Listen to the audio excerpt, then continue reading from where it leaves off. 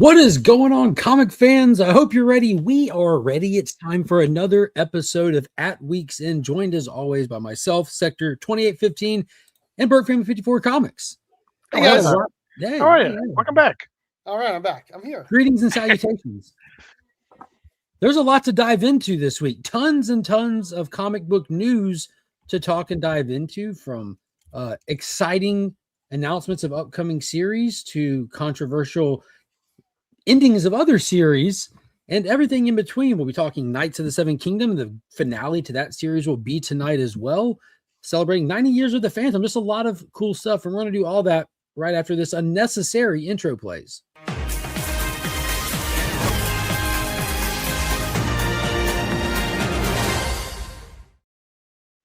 Like, you brought us in early. You don't usually bring us in until after that. I'm like, what is he doing? Your toes. And I even made sure to flash your screen down there to make sure you noticed it ahead of time. When I saw you, I'm like, okay, he's good. He's seen it. Because I didn't want it to like it come on and you're picking your nose or something, you know? Like, don't need that. My computer just shut off for a second. But it's all good now. Well, welcome back. Welcome back. Perfect timing. Perfect timing. Well, yeah, starting a little bit early tonight because we can. When it works out this way, I'm just gonna keep doing it this way. Just because I'd rather be done early than late. Watch the finale tonight. What is it? A Night of the Seven Kingdoms? A Night in the Seven Kingdoms? I watched the first episode and it sucked. So does it get better? Yes. Every single better. Episode, in a major way. I would really recommend to anybody just back to back it. Just watch a couple back to back. Dude, you can do 3 of them in like an hour and a half. Bro, we went from questioning why does this exist to bro, this is one of the greatest television shows I've seen, dude. It's crazy. It has a better Rotten Tomatoes score than season of the what do you call it? House of the Dragon. It has a higher Rotten Tomatoes score than the highest single episode of television history. And that's the Game of Thrones controversy that we should talk about. Yes, exactly. We'll get you, Breaking Bad. Yeah. So the previous episode of this, Steve with the sleeves, you can spoil the crap out of it. No, this is about the real world. The previous episode of this got a 9.7 score on Rotten Tomatoes, making it the highest rated episode of Game of Thrones ever. And then this penultimate episode came out last Sunday and it got a 10. Mm-hmm. And then that got talked about. It got aired out. Yep. This episode of Game of Thrones got a 10, a perfect score, making it only the second episode of television to ever have a 10. The other one being an episode of Breaking Bad, I think from season 5. Yeah. And so what happened after it became talked about, Breaking Bad fans went over to Rotten Tomatoes, left a 1-star review, and made their, what's it called when you do that? When you made the review bomb apparent because they left comments stating things like, this is for Breaking Bad. Breaking Bad fans won't have this. Let it be known that that's who it was and that's why they're doing it. But they underestimated the power of relevancy because the Game of Thrones fans saw that and went over to Rotten Tomatoes and review bombed Breaking Bad in return, making Breaking Bad lower now than countless other things. Now Game of Thrones won that battle. It was hilarious, dude. That's amazing. Yeah. So I had not heard that. In my mind, I think that a lot of those reviews on both of them just need to be removed just to put them back to their honest score. But there's really no way to vet all of them. I mean, just when Breaking Bad thought it won, suddenly it had a hole in the back of his head. Yeah. Breaking Thrones. What is going on? Well, Boar Pop said he's here to support the ghost who walks. Bo, what's up, homie? DVH, good evening to you, good sir. Kikeda Sonic, caught one from the beginning. Nice. Billy Powermax, what is going on, homie? Ruby G, good to see you here. Glad some people are in early. Yeah, I figured it'd be good to go early, especially when we counter program HBO and the finale to this show is tonight. I like this format. I think it's you got to commit a little bit to it on the front end. The first couple episodes, Paul and I were like, dude, that one scene you guys were talking about from the first episode, I was in the kitchen making a drink, and all I hear is my wife go, "Come on, man!" The poop, the poop scene. Yeah. What is going on, Glenn? Evening all, no spoilers, Mark. This is literally a spoiler show. This is literally a spoiler-filled look back at the week. So be prepared for spoilers, but it really doesn't matter at the end of the day. Both shows are in the conversation for greatest of all time. Oh, 1000% agreed on that. 1000%. And we in the grand scheme of things, these rating reviews don't honestly matter. People still know they're good shows, but it's still entertaining. It's still fun. Which one, if you had Paul, you've watched all of both, I'm assuming, right? Yep. Which one leads the pack for you personally? Your take. I would say right now, probably just because we don't even have a full season first of Night of the Seven Kingdoms. If you take a look at Breaking Bad in its entirety, it is just an incredible, absolutely incredible series. But Night of the Seven Kingdoms, if they keep it up, it's like, man, it's gonna be tough. Well, I'll be honest, I don't think Night of the Seven Kingdoms on its own holds a candle because there's so much more to Breaking Bad than just this. But I was just thinking about it like, because you got Breaking Bad, Better Call Saul, you got a lot of shows there. I was just thinking like Game of Thrones in its totality, Breaking Bad in its totality. If I had to pick one, if someone said I'm going to give you the box set of this entire show for you to have to keep to watch whenever you want, I would take, I think, Game of Thrones. It's just a genre for me more than anything. Oh, absolutely. I enjoy the genre more, but I just don't think that there's enough necessarily of how Night of the Seven Kingdoms. Yeah, to not put it in the same place as Breaking, because they could totally faceplant it in season 2. Who knows? But if you combine Game of Thrones and House of Dragons and Night of the Seven Kingdoms, you got one hell of a franchise on your hands. To this, me and Paul were talking about this earlier, not on the internet, but huge congrats to USA. It's been what? It's been 26 years since they won. 46. Sorry, 46 years since they won the gold. It is congrats to our newest Marines. 46 years 46 years ago today that the USA beat Russia. And that was the semifinals. Correct. But yes. I agree, Brooklyn. I need to go get one of his cards. The guy that scored the game-winning goal, his cards are about to go nuts. You could buy one of his teeth. Dude. and he's dating Tate McRae. Yeah. Oh wow. Yeah, what is going on, Steven with a C? Good to see you in here. I finished Wonder Man, so spoil away. Yeah, highly recommend. Super good. Super good. Celebrating for winning gold. Dude, Night of the Seven Kingdoms was incredible, but I'm incredible. That goalie is insane. That one save with just a stick. Just a stick. Oh my gosh. Yeah. I'm not even like a hockey guy, but like my goodness, that was impressive. Having never read the books, the egg reveal in the series was a bit groan-inducing. Still a solid show so far, and I'm looking forward to the finale. I think that I didn't think about the kid being who he is until, what was it, episode 2, Paul? Yeah. Like kind of make it apparent when the other people ride into the tournament. He's like, gotta go. I'm like, oh, so that's your family. You're them. Got it. But hey, yeah, so dude, the penultimate episode was incredible. Like you get a little backstory with Dunk, kind of just give you an idea of like the way what he came up in, just as a poor kid kind of thing. But you get the fight, you get the big battle in the tournament. I have not seen a battle filmed and shot so spectacularly down to earth before. Like, yeah, and you get a lot of it from Dunk's point of view, from inside his head, helmet, his armor, his helmet. Yeah. It just felt incredibly raw. It felt incredibly real. There's no like fantastical hoorah moments.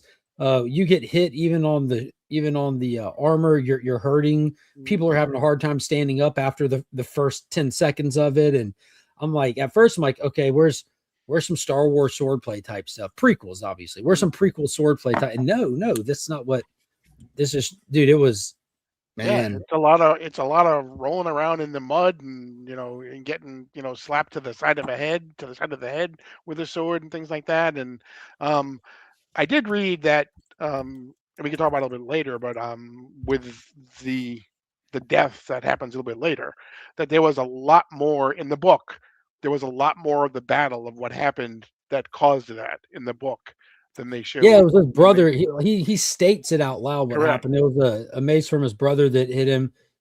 But they made a conscious choice to just focus everything on Dunk and the other Targaryen instead, and not show that part of the battle. Yeah, I saw some conversations happening. Like it's like one of those debatable things right now. If his brother did it with intent to take his place in the line of succession, kind of thing, right?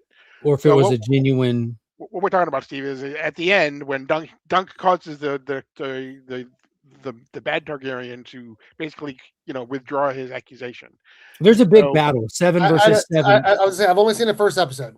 Okay. Yeah, there's a big battle of 7 people versus 7 people of assorted houses and stuff who are all present at the tournament, and they called upon this right of battle because of someone was accused of a crime, and this right of battle 7 versus 7, the law of 7 hasn't been invoked in years, so all the heads of houses are excited to participate in it. You're not assumed to die; you can die, but they're in there with armor and stuff, and you're fighting for someone to yield. So bad things definitely do happen and can happen, but it's worth gambling. So all the big heads of the houses there are participating on both sides. There are 4 Targaryens, including Egg. So there are 4 but there are basically 3 Targaryens that come from wherever Westeros to participate.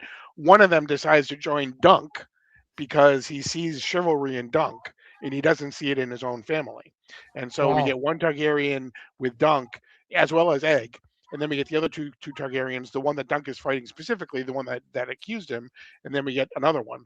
And so the battle ends, and they're in this shed or whatever, and the one Targaryen that was helping Dunk pulls off his helmet, and you see him from the front, but then they show him from the back, and he has a huge hole in the back of his head. From where a mace hit him in the helmet and cracked his skull. And he just falls down and dies. Oh, wow. Like the helmet was kind of holding him together just enough to keep him alive. But he's standing there, he even makes a comment, he goes, my fingers feel like wood. Yeah. Like he was really messed up. That reminds me of, what's the name of that movie where the guy, Mel Gibson, goes to visit his wife and she's still alive because a car is still connecting her and the tree. And as soon as they back it up, she would be dead. Signs. That's it. Mm-hmm. Yeah, it was actually M. Night Shyamalan who was the driver. he did play that was his cameo role, and that was the driver that took her life. Yeah, he was an incredible fantastic cameo. I had never read it, and I did not see that coming at all. Right? Yeah, neither did I. As soon as he said my fingers feel wooden, I'm like, oh, you're dead, bro. Yeah. Yeah, because he walked in there, he's congratulating Dunk, and Dunk just barely alive, drops to his knees, my lord, I would love to serve under you. And he's like, the realm could use more honorable men like you. I'd be happy to have you. And the next thing you know, a moment later, he's unfortunately dead. And that leaves his brother, who was on the other side, that hit him, who's kind of a real life a-hole. So his future is unknown, and we're going to figure out how this will play out tonight, because there's going to be some hard feelings from the other side. And this one noble Targaryen in the history of all of Game of Thrones stood up for Dunk and then died doing it. He's the only one on the battlefield that died, I think. Yeah. And we know that they've already greenlit a season 2. They had already done that before they even showed the first episode. Yeah, they said apparently Henry Cavill is not going to be in it now. But the guy, the showrunner, says that he wants to do 15 seasons, and he wants to do one a year. He doesn't want to have these wait 3 years between each of the seasons. He wants to do. He'll do. I don't know. I'm not sure he'll get to 15, but he wants to do it so that there's one a year. Well, that's interesting. I love that idea because it takes longer to film the bigger show.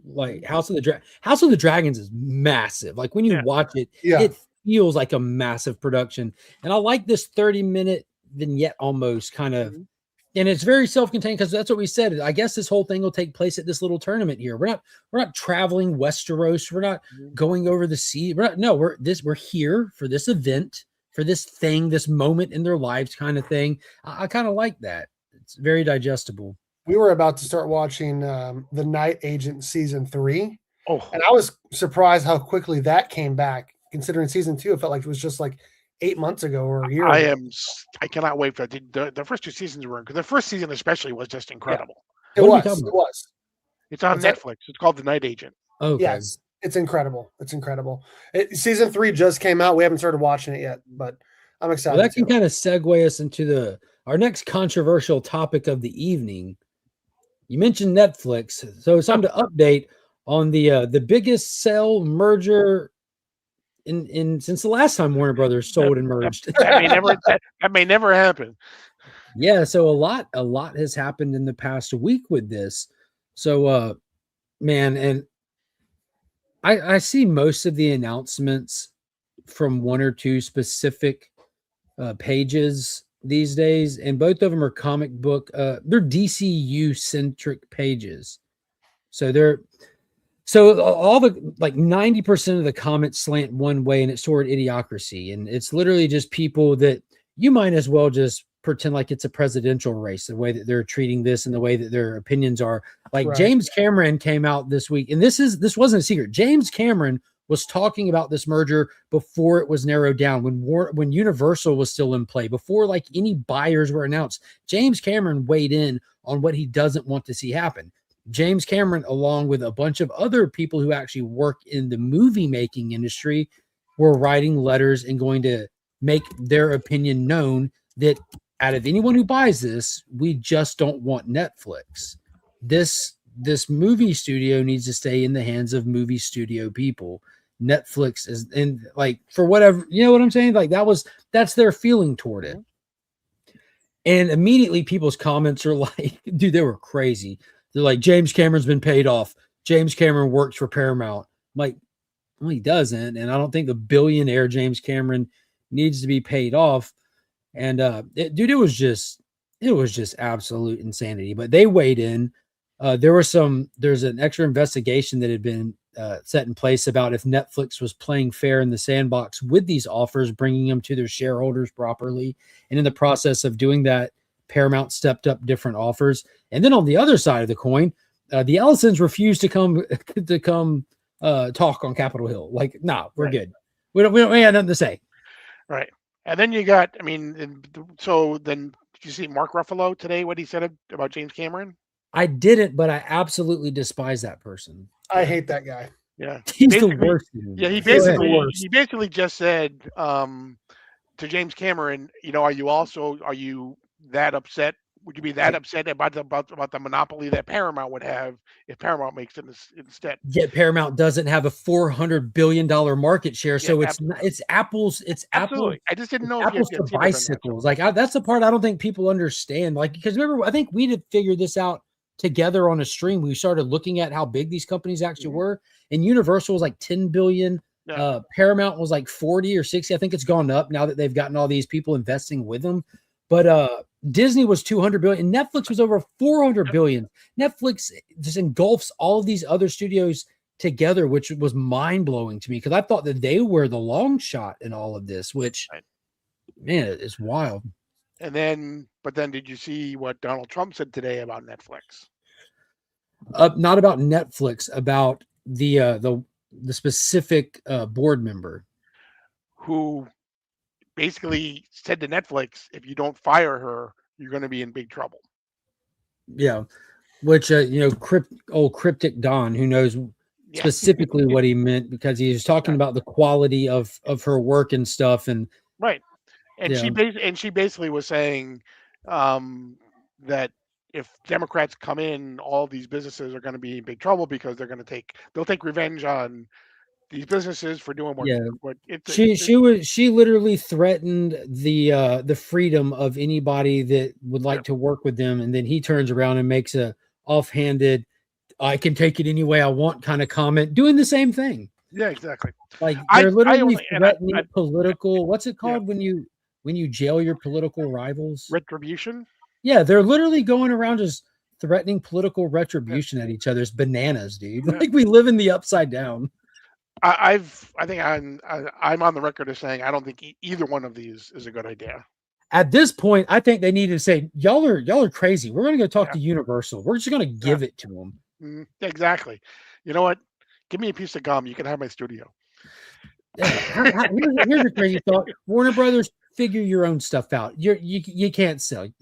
All these other companies are too big. There's no one you can sell it to. In reality, they should have never let Disney get pieces of Fox. Once Disney bought Marvel and Star Wars, like and you have Ellison kind of hinting that he's already got some sort of antitrust thing that he's already passed, and investigation. Well, and again, in the grand scheme of things, if we're just looking at the size of the company, just on that, like Disney's operating, like if they get this, they're still not as big as Disney. Mm-hmm. So if you look at that, like I honestly don't think that Paramount or Universal's would have any issue getting through the antitrust stuff, just based on previous stuff that we've seen that we can use as an example with Disney, like buying up studios and stuff. I don't think that they would go beyond what we've already seen past. Yeah, but I don't want to see any of this happen. Because I think, if Paramount gets it, I think you're going to see a lot of people in Hollywood lose their jobs for sure. If Netflix gets it, you may have, you may see cinemas that will. Well, it's going to be the same exact thing, and the only thing up in the air at this point is who's going to lose their job. I can dissect this lady's quotes and make her look like an idiot, dude. Bro, she is an idiot. There's no getting around it. Dude, these are the dumbest comments I have ever seen. Yeah, it goes back, and it goes back to before she was a board member at Netflix. She's been targeting Trump from a judicial standpoint before then. Even they got beef with each other, so they're both saying out of pocket stuff to each other. Trump's been saying out of pocket anything about that for years at this point. But she's an idiot, and he just like his own mouth is his biggest enemy. You know what I'm saying? Like I agree with that. That's wild. But at this point, the only thing that's up in the air is the theatrical window. And you know my stance on all this. The only thing I care about in all of this is the theaters. That is it. Right. And to that point, the theaters all came making together. Movies 3 hours long, so that I can enjoy them where in the theaters. In the theater. I just saw a trailer. Oh, it was the Mando and Grogu trailer. I looked at that trailer. I was like, that movie has to be 3 hours long. Has to be. I bet it's 90 something minutes, going out on a limb, because no way. There's this new gotta be 3 hours. Star Wars is not big for doing 3 hour movies. And not just that, like right now there's this unfortunate trend going around where movies are afraid to be long. But all the big theater companies got together this week, and they put, I don't know if petitioned, Capitol Hill is the right way to put it, but they let their feelings in it be known, and they're on the side of not fans of Netflix. And it's not because they're afraid they won't honor their commitment. They're basing that off of previously, over the years, having reached out to Netflix, trying to do and work with Netflix. Right. So I'm thinking, Paul, that the little things that Netflix did in the past 6 months with theaters, they knew that this bid was coming. So they were trying to do little things to cozy up at the last minute. But theaters went on record saying, we hate working with these people because they refuse to work with us on any level. We have tried. Yeah, I don't think if they weren't going after Warner Brothers, you would not have seen the Stranger Things finale in the theaters.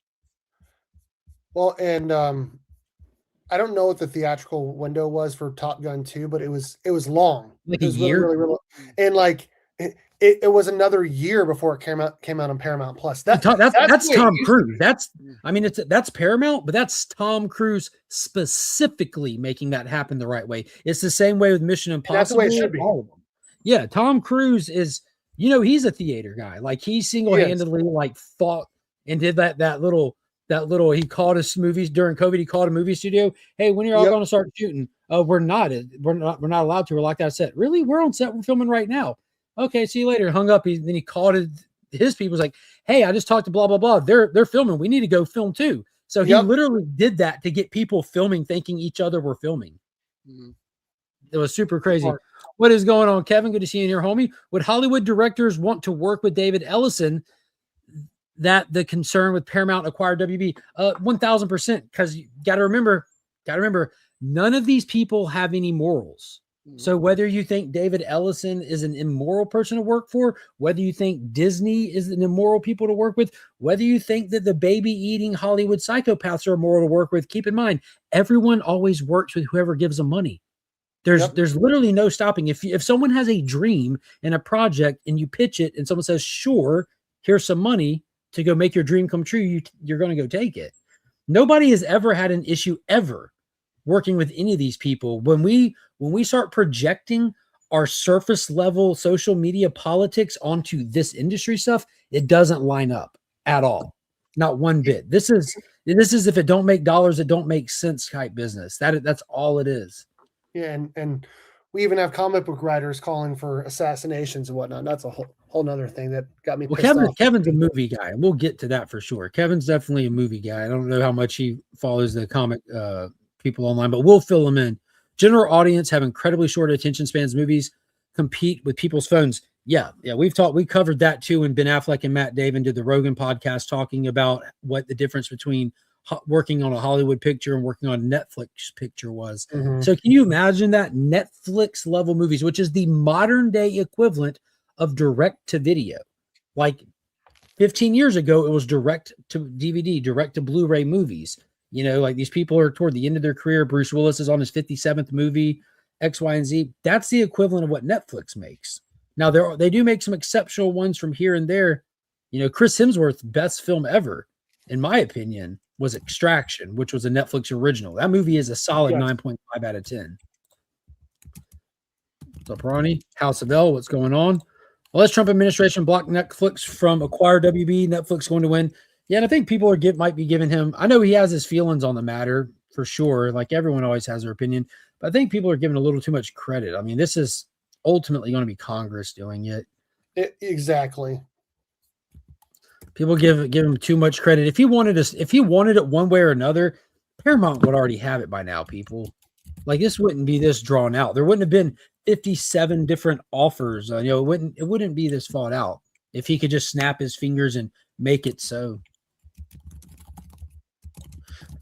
All I know is if these freaks want to own all the IP, no more whining about budget like your studio. 22 episode seasons, give Cameron anything he wants and get out the market. Dude, 1000%.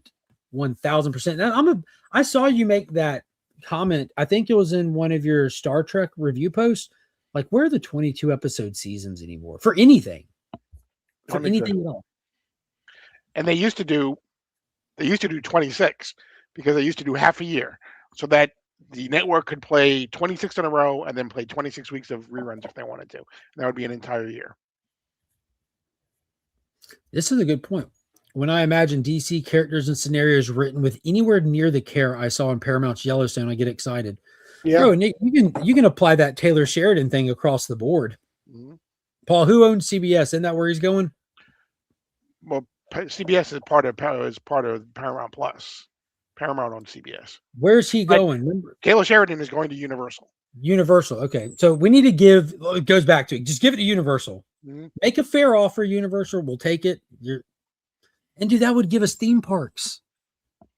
That would give us theme parks. Mm-hmm. DC could have proper representation at theme parks, which they already do because I'm a Six Flags guy. I need to be able to get there, participate in the park, and get home all in the same day, or I'm a little uncomfortable. Yeah, but Six Flags doesn't seem like it's doing that well. I've been reading like there have been Six Flags that have been closing across the country. We went to one in San Antonio a year ago, and it was, I mean, granted, it was around Christmas time or like Thanksgiving time. It was not very busy at all.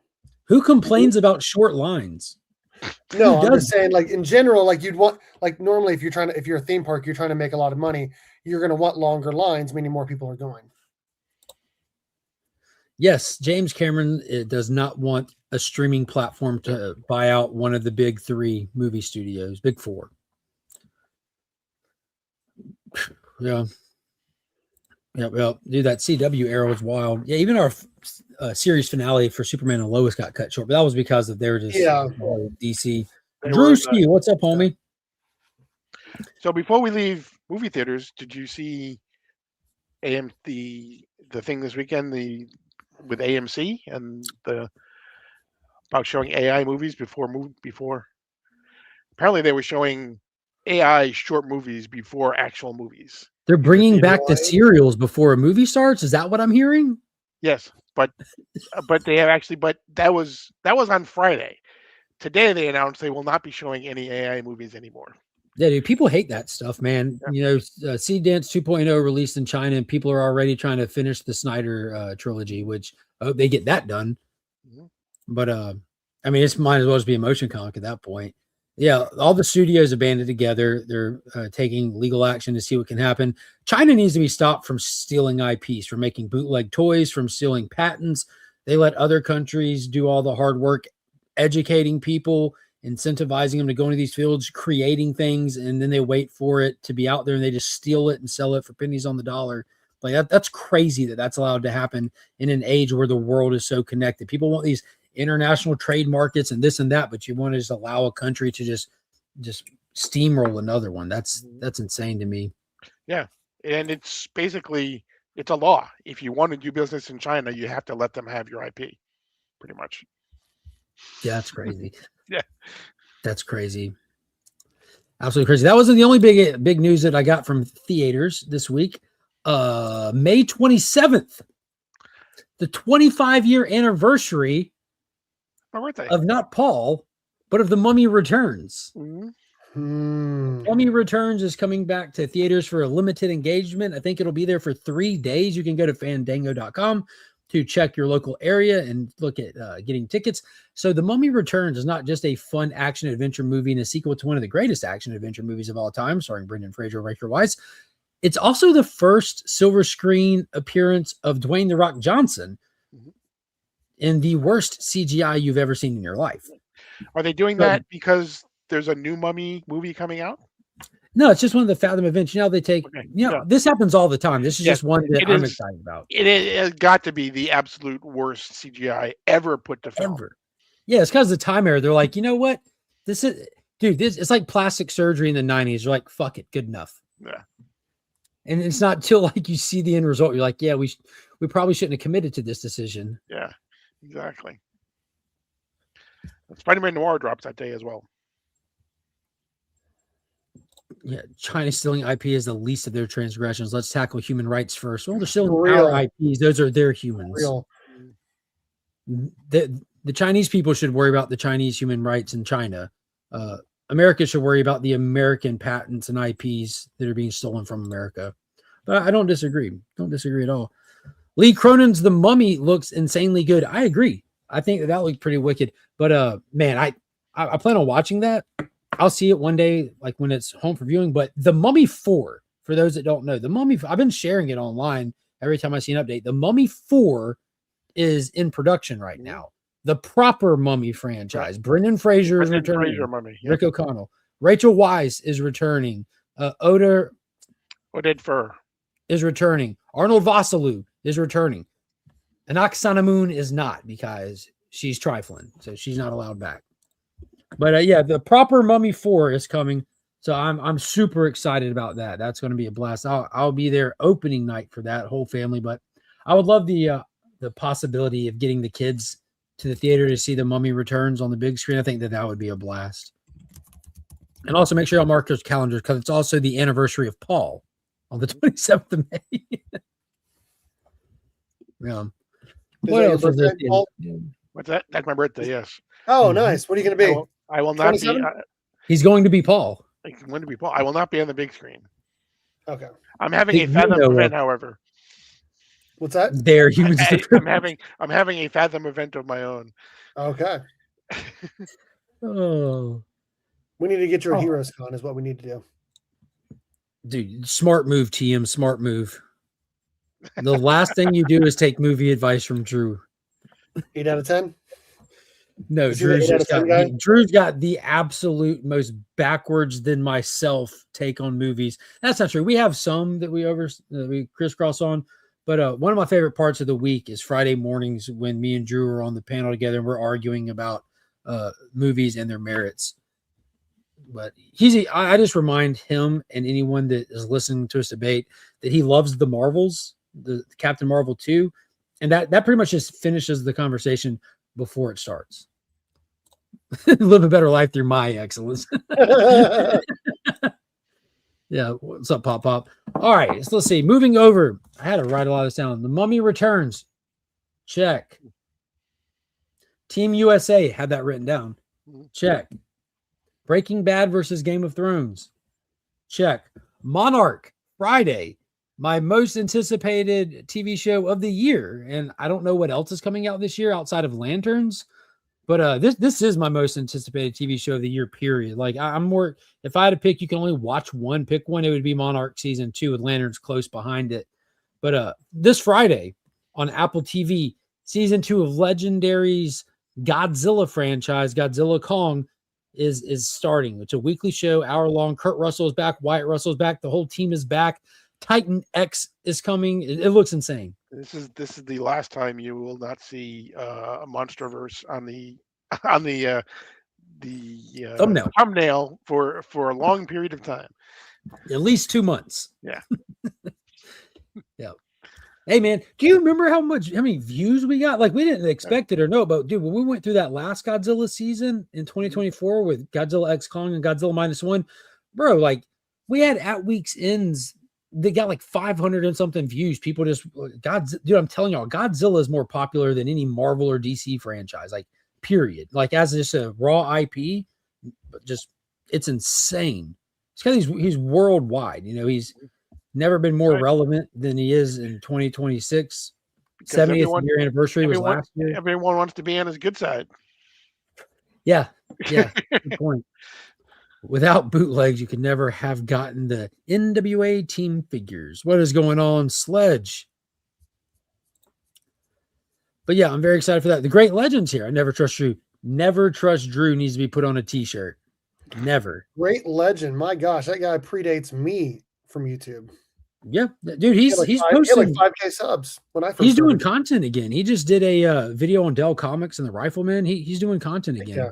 Heck yeah. It's good stuff. That's why he's called the Great Legend. Him, We Love Comics, Reggie. You have to go away for a little while for your legend to build, and then you come back. There you go. I mean, he would still pop up on live streams and stuff, hangs out like with Biggie and stuff over there often enough.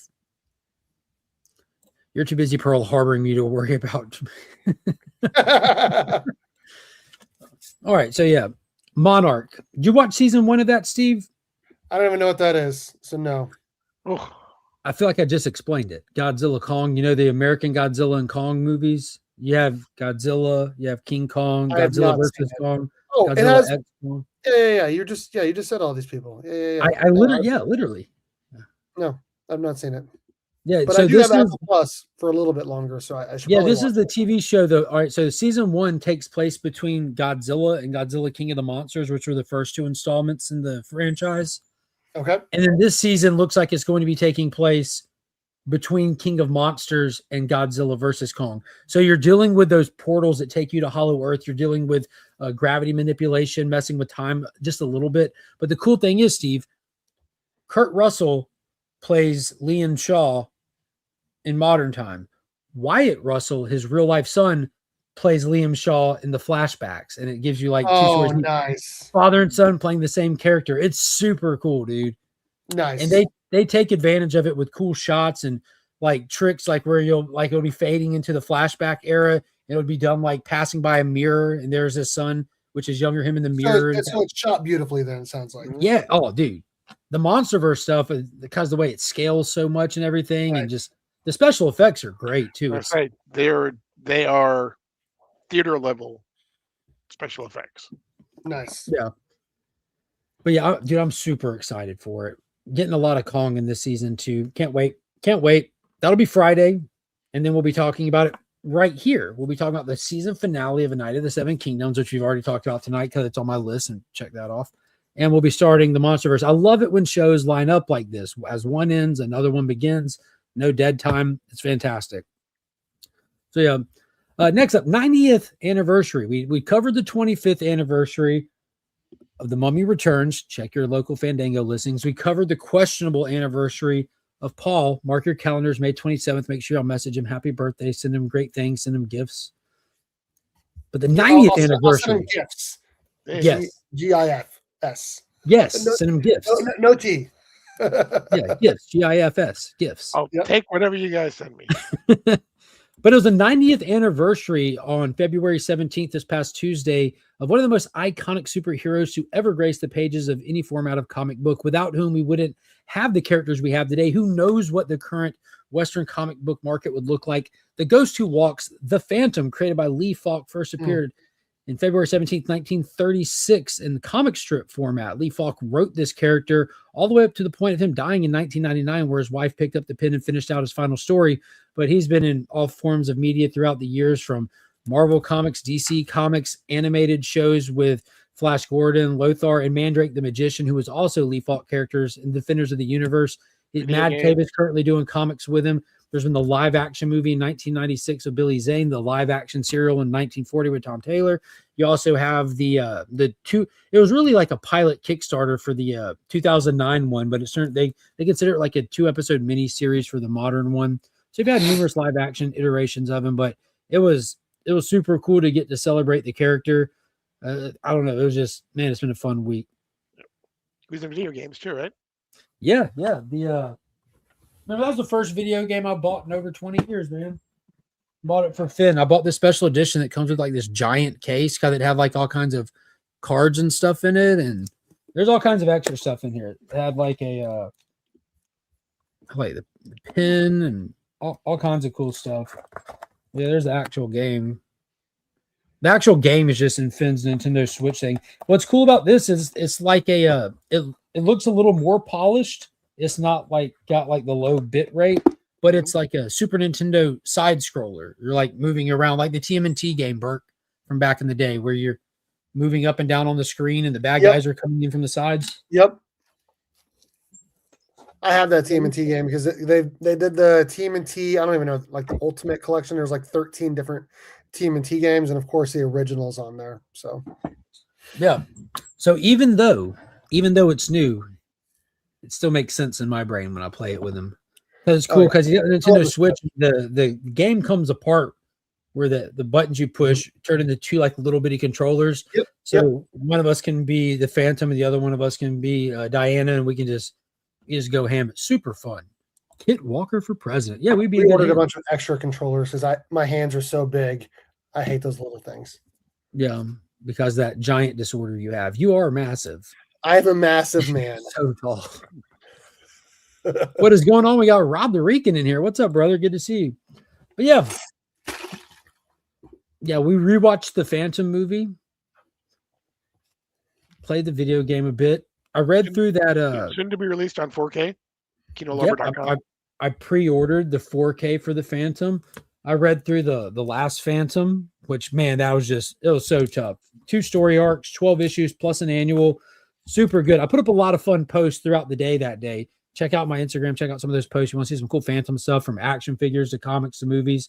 A little bit of everything. Oh, Captain Action. Yeah. He has the hands of a much more generously endowed individual. Savage. All right. Next up, before we get into the Comics Pro announcements, before anything good can start, other things have to come to an end. Absolute DC Comics has been the hottest thing to happen to comic books in, golly, over a decade, easily. The last time something had this much shared enthusiasm was Donny Cates' Venom run, and that didn't compare to the absolute success this is, because they're running like 6 titles and they're all doing well, where Venom was just like one story, one comic, and a couple little things here and there along the way. But Absolute Martian Manhunter was the only one of the original 6 that was started intentionally as a miniseries. Due to the high pre-sale numbers of issue number 1, they had another 6 issues ready. There's a little lull between 6 and 7, but they brought it back for the other half. And I think we're on issue 9 right now, having got 9 or waiting on 9, something like that. It comes out this week. There you go. But they announced the official halting at 12. It's going to stop at 12. Now, I want to be clear. This series is not being canceled due to low sales. You can go check the sales numbers. Absolute Martian Manhunter is still tracking in the top 10 every month when it drops. It's in the top 15. Mm-hmm. So it's still a wildly successful book. Denny's Camp has stated that he has other projects that he was offered at DC that he wants to do and couldn't turn down. And he was given the green light. If you want to come back and do the next 6, whatever, you're more than welcome whenever you want. And as somebody who loves keeping up with all the absolute stuff, for better or worse, I want to know all the details of this entire thing that's playing out. It all connects to the main continuity universe. So I need all the details. This has been a tough one for me to get through. Like, the artwork is creative and fun. It just doesn't fit with the rest of them. It feels like it's completely disassociated from it. and I've described it as a very pretentious book where it's trying to be all this artistic and all this and that when it accomplishes nothing in each issue. And so I'm just kind of glad to see it go in that aspect. It's $5 I'll be able to save and one less thing to keep up with. But apparently that was a controversial take. It definitely doesn't have any middle of the road people. It seems either people love it or they hate it. I hate it. I hate the writer. Yeah. So yeah, the writer, dude, you know what's crazy is the writer said some pretty wild stuff on his social media, calling for political violence against the sitting president. And wildly enough, like it seemed like the vast majority of people that are following, like, yeah, that's a good idea. Like, yeah, I'm like, dude, it's insane to me. I was gonna say the I'm surprised that there wasn't more. I mean, the outcry after the last person did that, who was writing the Red Hood. That's exactly what I was thinking. I was like, immediate. How is no one like I really wanted to tweet at Marvel and DC and be like, well, to be fair, now I don't know how much Denny's Camp has said in the past. Mark Waid has said some very questionable things, and Mark Waid still works. The person who was writing Red Hood has said countless insane things before getting that Red Hood book, and as soon as Red Hood came out, said something else. And I think that they were unaware of who that writer was when they passed that job out, because all that person's past stuff that like popped up, because it's all just sitting on Blue Sky though. So that people were sharing the other things they said up until that point. So I think Mark Waid has had a couple, like 2 hot takes that I can know of. When I say hot takes, I mean like this is problematic for employee kind of takes. Yeah, he never seemed to advocate any violence. He said one time he did. One time he did. Maybe I missed that one. I remember the one where he said, "I don't know if I can still live in the United States anymore." I remember. Yeah, so it was August 2024. No, July 2024. He put up a post wishing that a bullet was just 1 inch over, kind of thing. Oh my god, dude, that's terrible. Yeah, so that's I don't think that's as bad as. I mean, I guess it is kind of just as bad as Dennis Camps. Dennis Camps was really bad. Yeah, but I'm one of those, like, I love Mark Waid's work. I'll support this guy's I love Mark work. He can have any opinion he wants. That's crazy to me. I don't think he should be fired for it. I think that they might, as a business, be like, hey, man, if this was on any platform other than Blue Sky where people could see it other than this weird echo chamber, this might be problematic. You need to be picky and choosy with how you carry yourself in public if we're branding you. But, yeah, I don't know. The Denny's Camp thing is weird. It's absolutely weird. Like I said earlier, I feel like we're in the upside down sometimes. I mean, I know he's got Absolute Man are coming to an end, but he just put out the newest Vertigo title, Bleeding Heart, I think it is, and he's writing some pretty the Ultimates, I think, is what he was writing for Marvel. Yeah, Ultimate Endgame, that final one or whatever. And he writing that as well. He may be writing that too. Yeah, I think. Sorry. I was going to say, like, politics aside, I don't give a crap if you like one way or the other. Like, Scott Snyder is one of the biggest leftists there is, you know what I mean? Mm-hmm. And he's pretty open about it, but he doesn't go out of his way to say, hey, I think someone should assassinate President Trump. Like, that's an insane thing to say. That's because keep in mind that, like, for context, Snyder posts stuff about going to like little demonstrations and stuff and all that. Dude, there ain't nothing wrong with that. You're supposed to do that. That's what you that's First Amendment right, baby. Go do it. But today or yesterday, Denise Camp put that out, or whenever it was in the past couple of days, and then today somebody actually went with a gun and snuck in and lost their life trying to assassinate the president today. Yeah, today that happened. So that shit gets pretty wild, man. It's and people are celebrating that guy's attempt. I'm like, y'all are crazy. That is you really want the I don't think they understand how the line of secession works. I think you really want this guy, right? Like, in my opinion, like Palantir by the end of the week if y'all do that. Like, chill. There's one thing to say, hey, I wouldn't be upset if he died. It's another thing to say, I think someone should kill him. You know what I mean? That's a difference. Yeah, one's a call to violence. Yeah. So Cicados said won't read Wade's Legend. Read Wade. I mean, I love Wade's work. I won't even buy his back issues anymore. Only order anything by him by request. He recently and officially retconned the JL America out of existence. So that was my final straw. So a lot of the stuff, to be completely fair, a lot of the stuff with the history of the DC universe, the new stuff, a lot of that is made not by Wade. That's made on a big editorial level due to like the massive size of the continuity and everything. So a lot of people make those decisions by committee based on what they're writing forward as well. You know, they just made the milestone characters mainline canon. The biggest thing that absolutely pissed me off was they made you think that Superman Unlimited by Dan Slott is somehow a relevant book by putting the gold Superman in there. Like, I don't know. Yeah. If you don't think Vertigo is going to be riddled with weirdo, yeah, that's the point of Vertigo. That's where you go for these artistic stretches, kind of thing. You know, that's what's cool about indie books. You buy them knowing what you could be in store for. You know what I mean? And that's great. Like there should be books for anybody and everybody. If leftist weirdos want books, they should be able to get books. If right-wing weirdos want books, there should be books for right-wing weirdos. Like I think weirdos should get books too. But I don't think you should try to cater to weirdos at all in your mainline books. You probably should cater to stewarding the characters of your mainline books in your mainline books. Well, and I just also think that, like we said earlier, no one should be advocating for violence because you never know if someone's on the other side or not. And regardless, no one should be advocating for violence, and especially toward a world leader of your specific country. Like that's insane. Yeah, there's a lot of controversy going into the Olympics where some of the people for Team America were making some statements out like, I have to wear the colors, but I don't rub them. So I don't know what it was, but there's a lot of talk about that kind of stuff happening too. I don't know. That's nothing new about that, man. It's just no. I mean, that's First Amendment right. You can say whatever you want. I mean, my personal opinion makes them look bad, but it's whatever.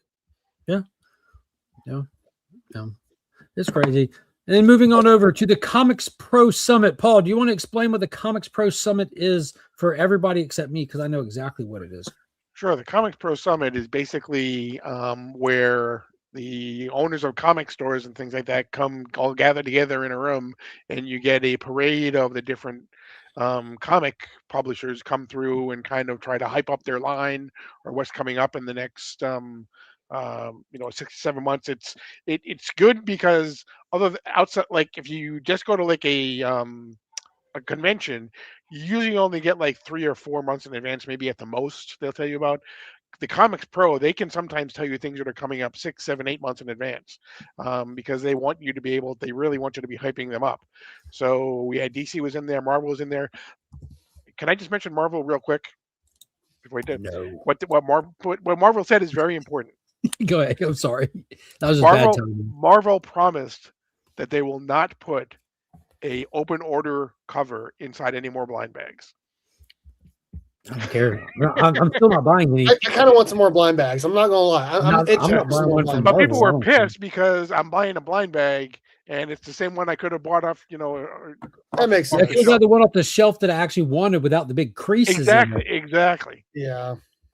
So Marvel made that promise that they will have foils, whatever. They won't be anything that you can just regularly. Marvel said, "Fine, we'll do it how DC does it."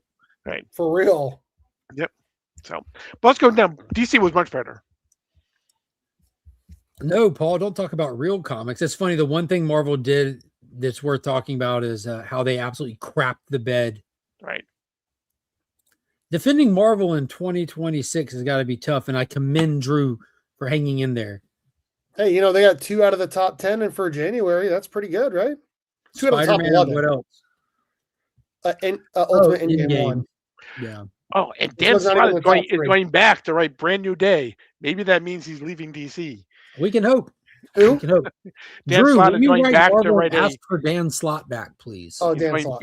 He's going back to write a Brand New Day series for Marvel. We should all do a campaign. Please bring Dan back to Marvel. Something along those lines. We need to make it like this hugely positive sounding campaign, like we're big Marvel fans of Dan Slott's. Yeah, like we love Dan Slott on everything else. Right. Drew's got his dates mixed up. He thinks it's April. No, but yeah, Hell is DC that? they extended their catalog. You know, they've already announced a lot of them through the next level is what's the initiative after the DC KO event wraps up. The first of the ones coming out of the gate, we're going to be Deathstroke, the Terminator, Batwoman, and Lobo. So you got Scotty Young, Greg Rucka. I forget who's doing Deathstroke, but those are the first ones that we got like full like creators announced on and everything. They also announced Etrigan, Firestorm, Batman, Shadow of the Bat, Zatanna, Barbara Gordon Breakout. There's a lot of announcements. We added 3 more to the slate and more specific dates. And it looks like Batman the Demon are going to be coming out in late fall or in fall. But this summer, Legion of Superheroes, I'll believe it when I see it. It's announced. Doom Patrol, which is no surprise. They pretty much get something every so often. But the return of Jonah Hex. The return of Jonah Hex. So I was super excited to see that. So we only know of those two. We only know that Rico Tamaki. Legion of Superheroes is going to be Joshua Williamson's going to write it. They didn't say who the art is, and I mean, the demon is going to be James Herron. Well, and they said that the Legion is going to be a big part of post DC KO. That's what Scott Snyder said. Yeah. Well, you know, the Time Trapper / Doomsday is a big part of DC KO, and he fits right in with the Legion of Superheroes. Yep, and he's been kind of sidelined for the first couple issues, you know, and then now until the last panel, he was in the first issue, the first couple pages, and then gone until last page. I mean, I guess he was in the Superman tie-in books, but 5 books and only 1 with Batman, so only 1 that will sell. Oh man, you know, Drew, whatever you do, do not check the comic sales charts. Whatever you do, avoid them at all costs.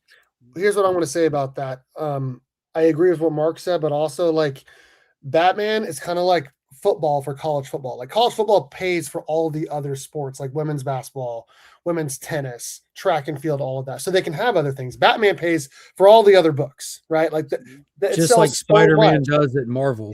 Exactly. Without Spider-Man, you don't get the weird X-Men miniseries. Without Batman, you don't get Jonah Hex miniseries, you know. Or Lobo by Scotty Young. Lobo, they would give that because I think that was something that's a little bit different. That's a passion project kind of thing that he wanted. Yeah. He's just now getting to it. It's kind of just lining up with the next level thing. I heard about that like a while ago as a rumor, but I wasn't sure. That'll sell on Scotty's name now.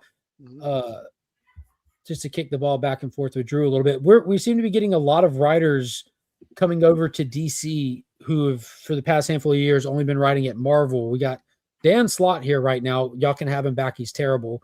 Scotty Young is on the way. We have Al Ewing on Green Lantern. Yep. We had a couple more. Jason Aaron came back from Marvel. Jason Aaron's on Absolute Superman. And that's been great. We got the Ice Cream Man team doing like the second thing, but I don't know if they worked at Marvel. But it looks like a lot of people are coming over and doing some work for DC. I don't think they're writing exclusive. We gave y'all Philip Kennedy Johnson for all of them, and y'all can have them. But yeah, and it seemed like Scott Snyder said that basically what they did was they kind of put out the word that, hey, you know, I don't care if you worked for DC in the past or not. If you have a project that you think you'd like to do, come and talk to us. Mm-hmm. So that's what I was going to say. It's going to be interesting to see how kneecapped these creators were by editorial over there when they move over to DC. I mean, DC has their own editorial restrictions, and I would argue probably more strict parameters because they actually have a continuity at DC. Like it cannot be denied. Like DC has the tightest continuity in comic books since the last time DC had the tightest continuity in comic books. They just do. That's not my opinion. Like you are reading a connected world that's moving simultaneously through time when you read DC comics. And that's one thing that's super fun about it for me. So I'm interested to see what they do. Al Ewing is crushing it with Absolute. Jason Aaron is crushing it with Absolute. But then again, those are Absolute. They have a lot more room to breathe. Lobo will be out in space doing his own thing. He'll be kind of away from the playground a little bit, so he'll have some more room to breathe. I'm wildly excited to see what Jeff Lemire is going to do. Very excited with Firestorm because that's another one of those underserviced characters. But Jeff Lemire is doing Absolute Flash, which is great, really unrestricted. And he's doing JSA, which he's doing a damn good job on JSA. That first arc he did felt like a conclusion to like a 10-year story arc, which was wild to do. But he's currently kicked it back to the year 1 stuff.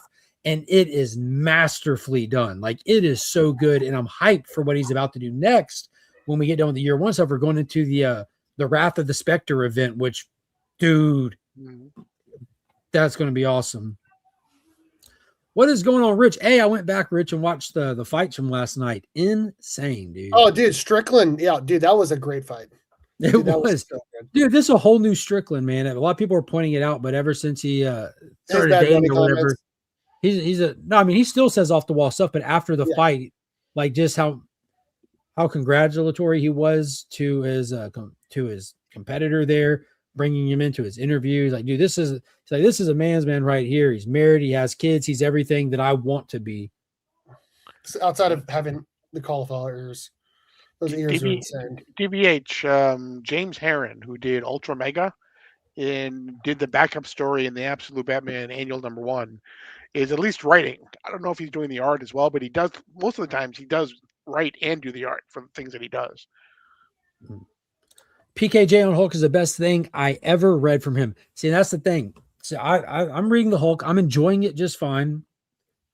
And I know you didn't. I don't know if you read it or not. What he did for Superman as a character is the greatest thing he'll ever do for his career. Like he peaked at the start of it, really, because he picked up Superman when Superman was wildly unpopular due to the Bendis era.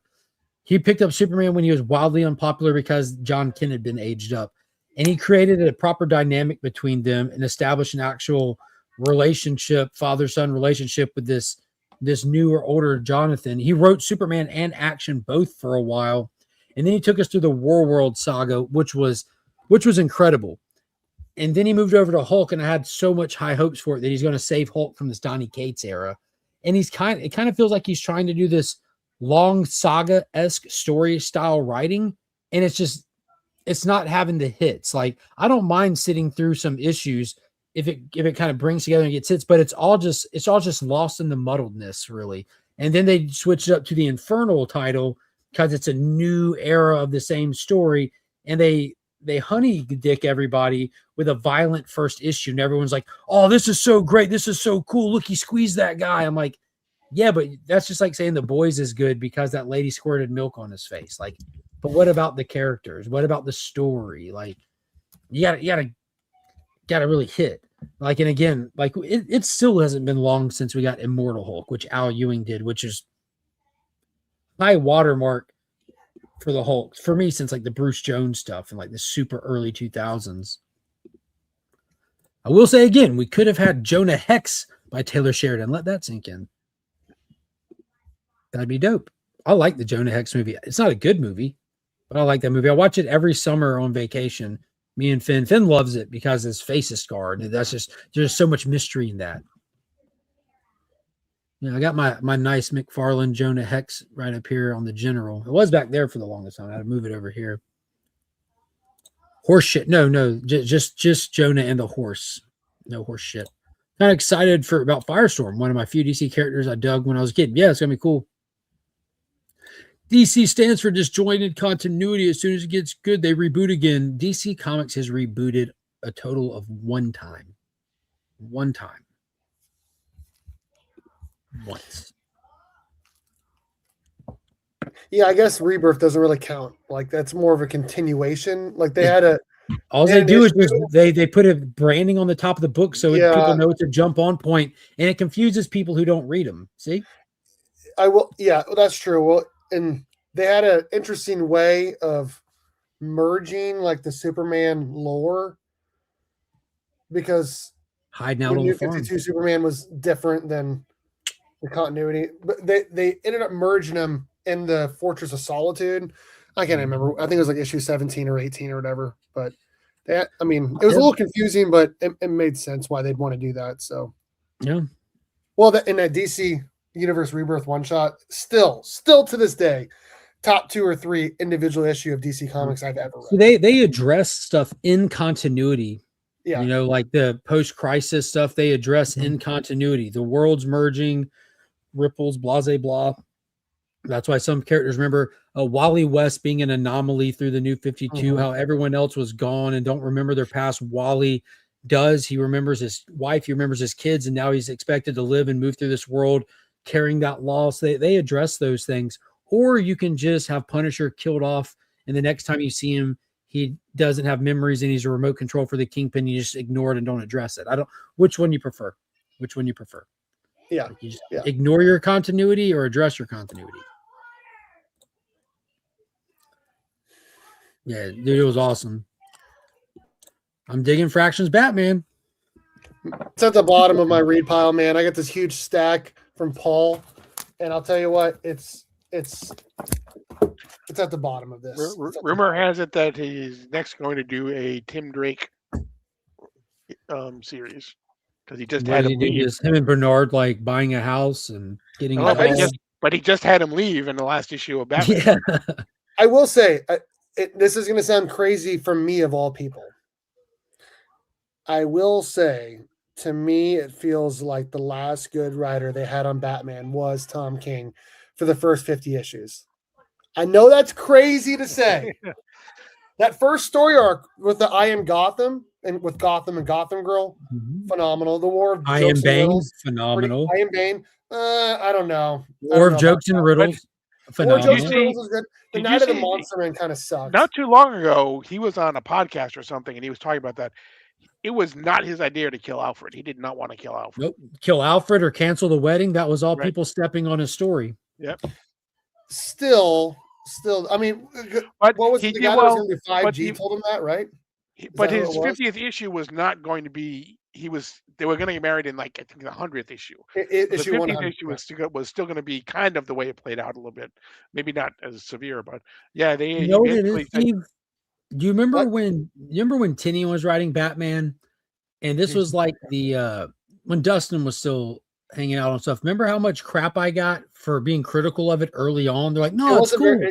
They were just trying to sell issues by doing first appearances. But it's easy to see that now when you look back on it, right? Mm-hmm. But you remember how everyone was like, everyone thought that I was just like a good writer now. Everyone thought I was just like Paul. Like when Tynan's run of Batman started, I read it the first. I'm like, dude, this feels like fast food trash. It feels gimmick just to sell books. And that's exactly what it was. The initial excitement for the new run had people kind of excited despite these things. And I was pointing these things out, and they're like, "No, you're crazy." And then by the time we get 4 issues in, everyone's like, "Wait a minute."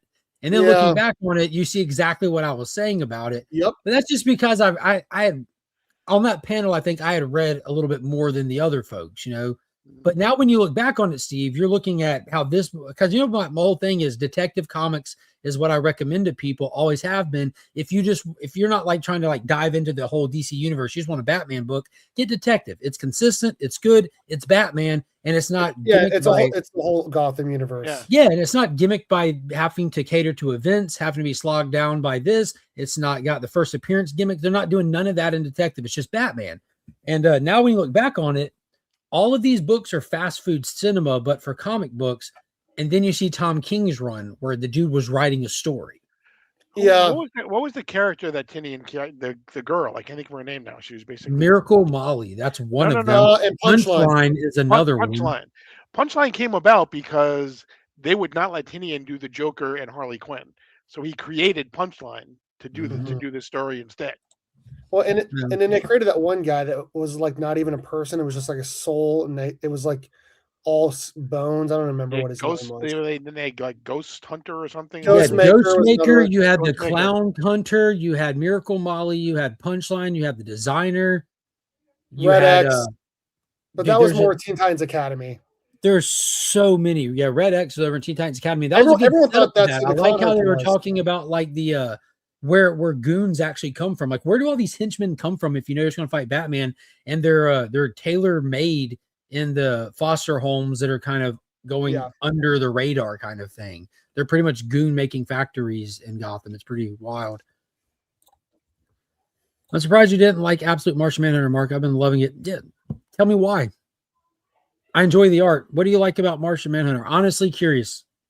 Anyone wants to tell me what they like about Martian Manhunter? I'm really excited to hear.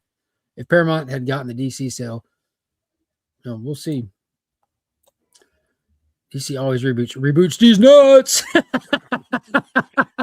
Crisis is a reboot. Flashpoint is a reboot. Rebirth is a reboot. Death Metal is a reboot. No, I think someone did a video on that one. Yeah, I think you don't know what the word Once reboot upon a means. time. Yeah, I think you don't know what the word reboot means.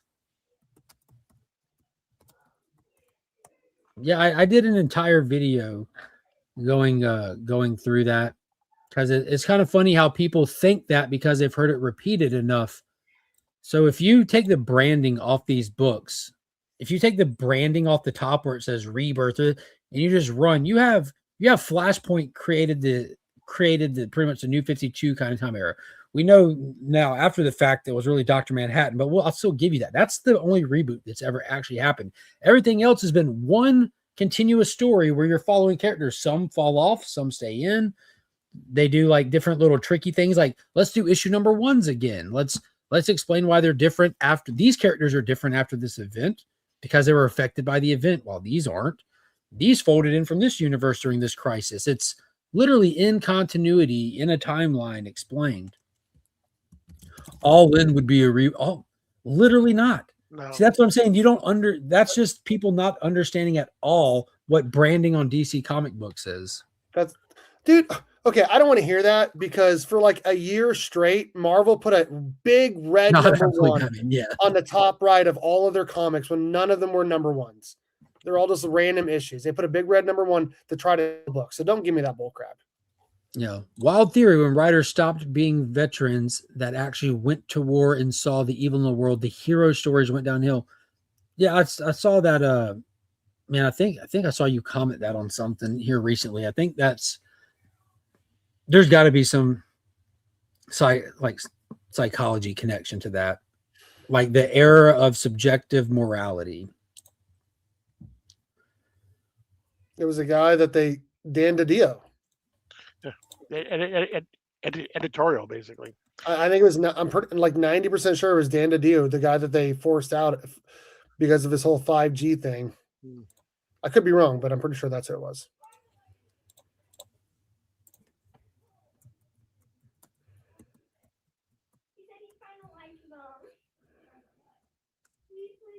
Oh, the designer. Yeah, that's who that guy's name was.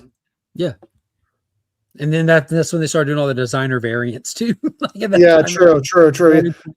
Yeah, Red X was from the Teen Titans cartoon show. That is true. Yeah. But that mystery of trying to figure out who it was, because everyone's like, oh, it's Clown Hunter. Could be this person. Could be this person. That was actually pretty fun in Teen Titans Academy. That was a great run. Bao Fam, remember Panda? Bao Fam, yeah. Panda was going crazy on that. He was clowning it even. Like he was making fun of it the whole time.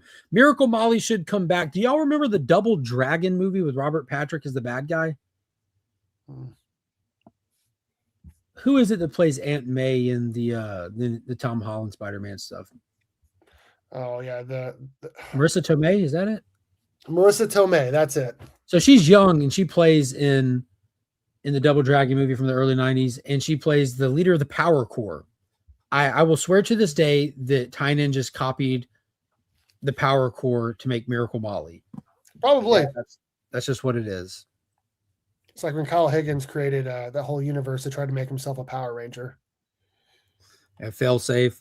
Now, I will give Failsafe credit because where that was different, and I know that the market wanted to react to that, new variants, make this, that Failsafe story started with his first issue, and that relevance of that character and that story ran all the way through his run and into Absolute Power and connected with the rest of the DCU. I mean, it was basically all of Absolute Power. Yeah, that's where it all comes from, is Failsafe. So I'll give Chip credit on that one. His run really called back to itself. So the farther you went, the more all of it mattered, especially learning that Batman's under rouge can be put on his mouth so that he can re-enter the Earth's atmosphere. That was exactly the most important thing.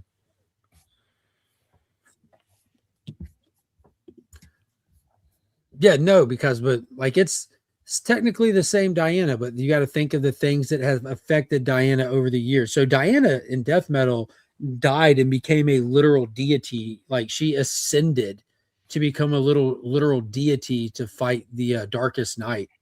And then she had to come back to a human form. Events like that affected Diana as a person, as a character, and did not affect anyone else.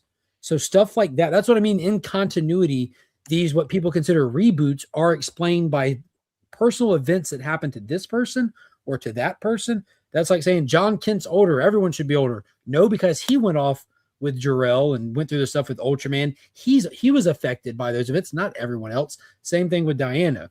And this is what I say all the time. You cannot fault Marvel or DC for starting in 1938. There's a lot of comic book history that you have to keep up with. And that's why stuff like the new history of the DC universe is so important. That recaps the entire history of the DC universe, what's relevant to the right now. Like all of these events have happened, but this is the connecting the yarn for you kind of thing. And it makes it where you can be reading current DC and understand everything you look back on. You're picking up the new one this week? The Dakota incident. Absolutely. I am for sure. Mark? What? Are you picking up the new one this week? Yeah, the Dakota incident? Hell yeah. I'm ready to see what they do with the milestone characters. Did you see I think Justice League Unlimited is this week too. Did you see that Jang has a variant of that? For which one? Justice League Unlimited. Which cover is it? Because I see his covers a long time before he puts them out. He shares them so far in advance. I don't know. I don't think it comes out this week. Oh, it does. Justice League Unlimited? Yeah. Let's see. Oh, Mr. Terrific. Oh my God, dude. Oh, dude. Oh my God, dude. I seen that most recent Absolute Batman and Crow that he did, which are sick wicked. I kind of gone away from variants, to be honest. I kind of just get cover A's. But I do the direct market Jangs and then the BTC Jangs, and that's it. It's an open order one. I don't see it. So yeah, I'll that means I'll get 3 copies of it from Have you seen it? No, I'm pulling it up on League right now. You said it comes out this week? Yep. Justice League Unlimited 16. I got it right here. Cover E. Oh yeah, we saw that a long time ago, Paul. Remember? Mm-hmm. But I didn't know if you knew what was coming out this week. No, not at all. But Jang books, any Jang books that come into ABX goes 3 copies go straight in my box unless they're a ratio. Then it's just the one. I still think the characters that Tinian made would make some cool series on their own. Yeah, they tried it. I think with like Ghostmaker, they tried it with Punchline, and dude, the way that he designed Ghostmaker to be like the way that he is was super MC Hammer weird. Pants. It was super weird, dude. Super weird. Yeah, dude, check it out. I'll pull up a picture. Make this fun. You can probably watch the movie free. Free bird, yeah.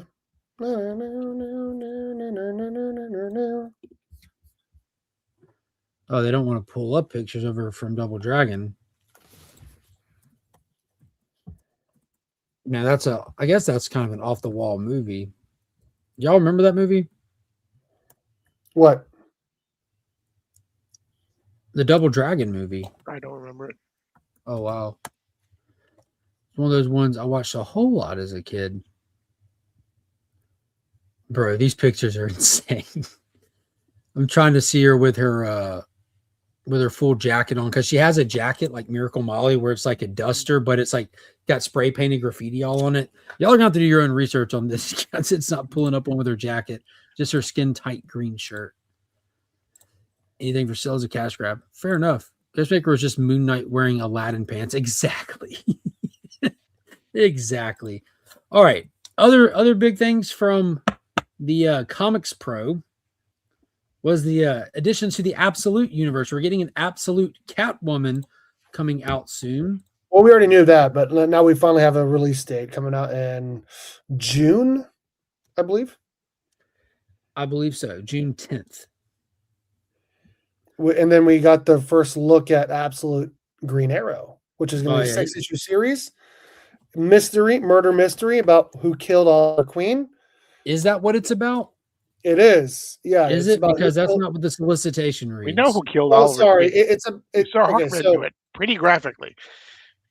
Okay, so we know that Oliver Queen died in that Absolute Evil special. So no, it's about a serial killer that is using the Green Arrow regalia to go kill people, and everyone he's killing is like a billionaire, but they're like somehow related to Oliver Queen. So I do think into Yeah, that. we They're don't know calling who him it like is. they're calling him like the longbow hunter or something, aren't they? I believe. I don't know. Yeah, it's Yeah, supposed to be like a murder horror book, and Black Canary is like a rich person security asset person who's going around trying to solve the murders before more billionaires get killed. I said it in the video. A video comes out tomorrow. I'll go through a lot of this stuff and I'll point out like it's very topical for the real world. We'll see how that goes over with a lot of people. Much like I don't know. I think it's a good idea to make some of this stuff kind of splash the water a little bit, give people the knee jerk reaction before it comes out, much like the Batman annual did. Because then when you get into it and read it, you really get to separate the insufferables from the people that actually read books, because you kind of get to see everyone get mad over it or overly blindly praise it kind of thing. It just gets weird. But then what's left behind is a really good story and a lot of cool stuff to talk about.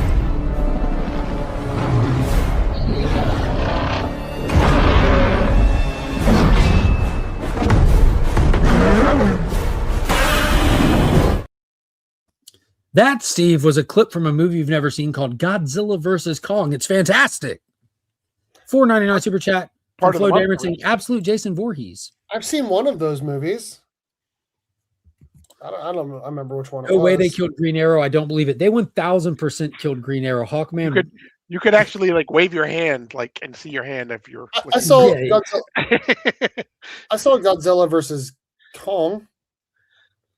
Yeah, that was from that one. Okay, then yeah, I've seen that one. That's the one that came out during the lockdown when Warner Brothers dropped all 17 movies from that year directly onto HBO Max. But yeah. Flo says, bro, delete that. That's my full government name. I don't know if I can. Let me go in and see if I can. You need to delete this. Yeah, Don't worry, ZC, they will just rebuke. Yeah, so Hawkman, dude, who's an absolute beast. If you haven't read the most recent issue of Absolute Superman, even if you don't read any other Absolute Superman, go check out that issue. I love like the semi-painted interiors, but Absolute Hawkman is by far the character across all Absolute titles that I'm most interested and want to see more of immediately. He was super cool, and he killed Oliver Queen. I mean, absolutely killed him. And apparently he's killed countless other heroes or people that would rise up against the people that like move and groove and rule behind the scenes in this Absolute world. But when Oliver Queen died, he was on the phone with Roy Harper. So I'm going to go out on a limb and I'm going to make the prediction that this is, as of right now, I believe most likely, based on what we know and seen and the little bit we have, that this good shot that this is Roy Harper that just goes straight into being the absolute Green Arrow. That would be my second guess. My actual guess would be that it's still him and they brought him back from the dead, or he didn't actually die. You think Oliver Queen is still alive? Oh man. And yeah. What did they like put like concrete in the hole in his forehead? 'Tis but a flesh wound. Running away. Yeah. So we do get a good look at Absolute Black Canary. There she is, looking like Sean Strickland with a little bit of hair.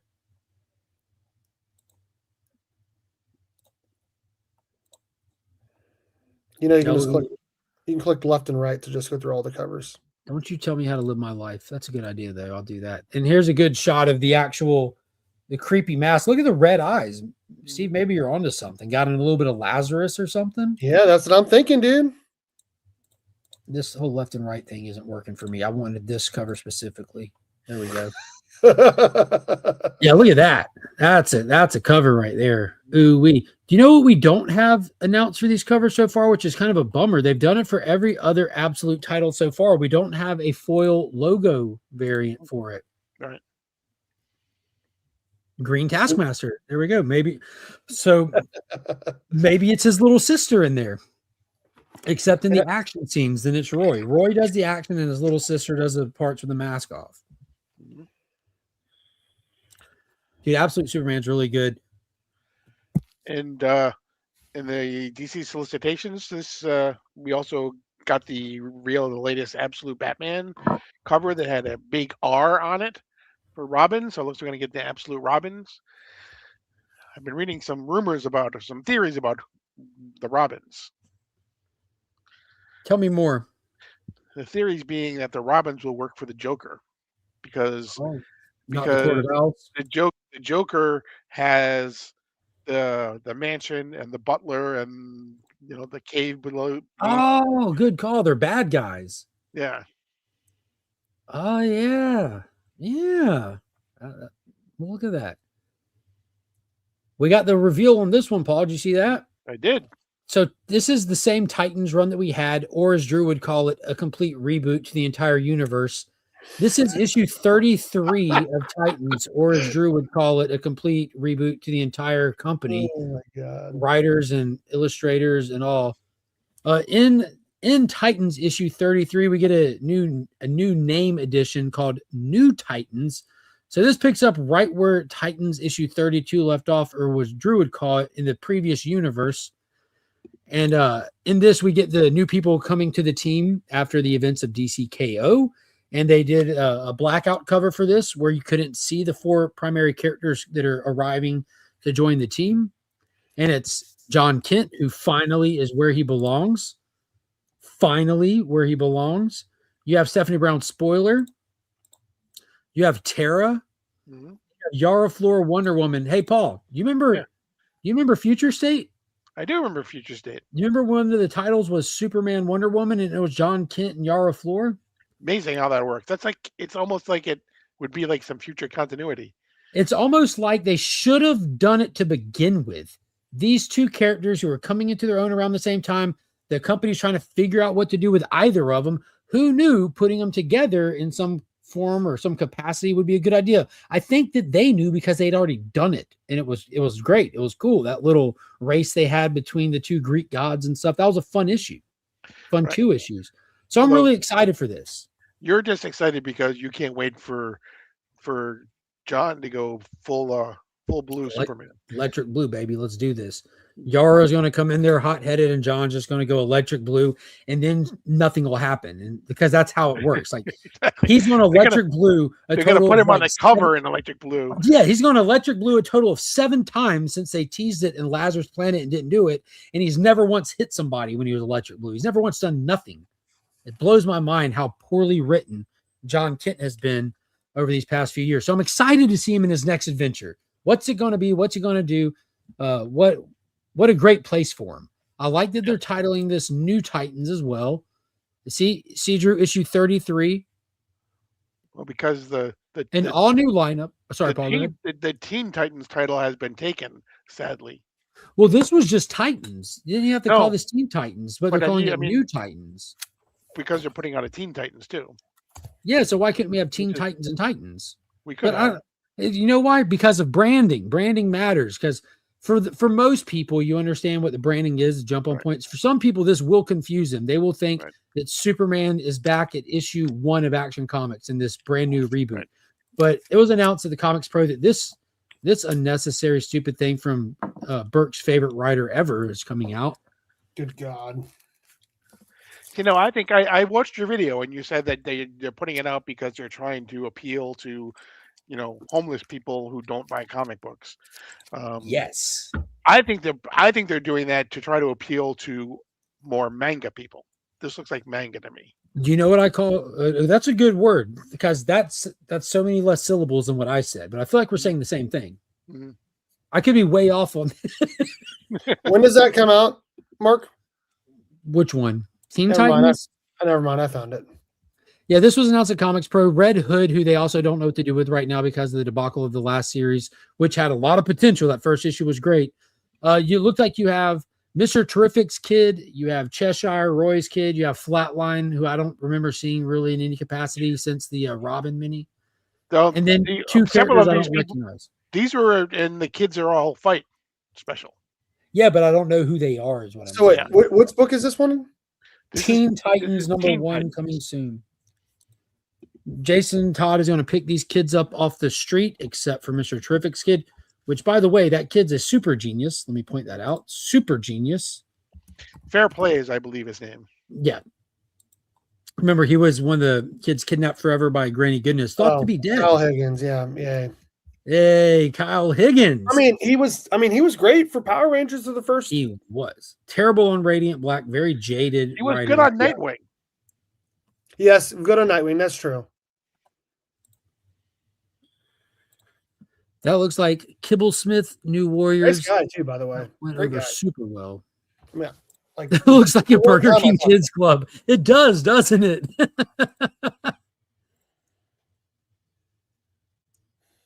Oh man. Comment of the night coming from Drew. Denying DC's decision to quite often throw the baby out with the bathwater is classic behavior of an abuse victim. I know you love him, but he shouldn't be hitting you like that. Yeah, I love you, Drew. You're hilarious. Oh man, absolute joker eats children, doesn't partner with them. Last time I checked, he was eating old men on an island. Maybe that's how he keeps his stock of robins. He's always got a spare robin in case he gets a hankering. What is up, J-Med? I mean, you can't look like that without eating some kids, I guess. Oh, that second print foil. Mm-hmm. Gorgeous. Was there any other big book announcements? I don't think so. Yeah, some pretty good. So excited for this, yeah. Not the team I am used to, but this should be fun. Which one? The New Titans or the Teen Titans? Teen Titans with Jason Todd or New Titans with John Kent? Yeah, I'm gonna.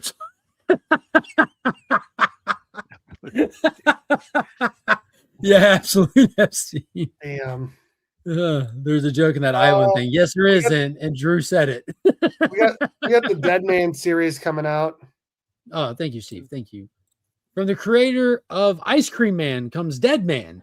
Now, this is the same creative team that did the Black Label title Superman, the Kryptonite Spectrum, which I read the first 3 issues. Wasn't really my vibe, really wasn't for me. There's a lot of good stuff coming out, and that's one that because it wasn't in like important continuity stuff, it was just a standalone thing.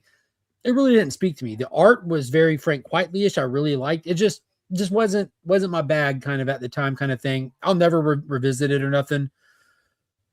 But this has me a little bit more excited because this is actually in continuity. It's following the character Deadman and what's happening with him post DC KO, where the living and dead are having this kind of weird relationship, and they're going to be exploring that. So being that this is the creative team of Ice Cream Man, it was pointed out by Izzy, he's like, they might be more fit for this job than for Superman. This seems more in their wheelhouse.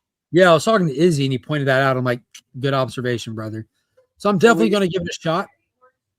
We also have the Gotham Bad Seeds event coming in Q3, where they're going to be facing off against Police Commissioner Vandal Savage. And then we know that we get the our first Absolute Universe event coming in at the end of the year. Yeah, and the whole Vandal Savage thing, that's actually going to be crossing over with Poison Ivy's comic. I don't know how much of a crossover, but Poison Ivy will become Mayor Ivy. Mayor Ivy. Yep. Interesting stuff. So there's just a ton happening at DC right now. I mean, obviously, if y'all want to know more about Marvel, this ain't the place for it. Ain't none of the 3 of us keep up with Marvel like that. But if you want to know about Punisher, Hulk, or Ghost Rider, I got you covered. Outside of that, I'm useless, just being honest with you guys. Talk to Drew. Drew reads a lot of Marvel. He can fill you in. He'll just tell you it's all fantastic. It's all great. He'll tell you to go read some Marvels. Or to go watch the Marvel. Sorry. And, Ice Cream Man is intense. Yeah. The Barbara Gordon one miniseries apparently Breakout is gonna come out of those as well, and it's by the team that did Detective Comics, Mariko Tamaki, yeah, and the artist too. So Mariko Tamaki did an amazing run on Detective Comics, including ironically the Shadow of the Bat 12-issue series where they took Detective Weekly for 12 weeks so that they could outpace Action Comics. Ultimately, that's what they did it for.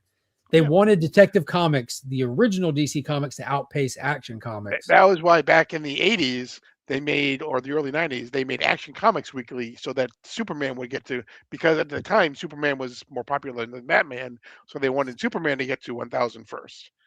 So Drew is a sadist. Gotcha. I enjoy Or quality. 500, Don't, rather. Drew. Shut up. Oh man, yeah. So I think that's funny. But hey, Paul, at least both of them have actually released 1,000+ issues. Correct. Unlike some people. That's right. Yeah, I mean, yeah. Me and Drew do pick, but he does read a bunch of both. He does read a bunch of both. He's a character guy. He's a character guy. His favorite character is Captain Marvel, which I respect him for that for sure. Annette Bening, by the way. I Yes, read it was. Tamaki's last Zatanna mini, and it was astounding. Art also exquisite. I was floored. How long ago was that? Because Jamal Campbell did the most recent one, right?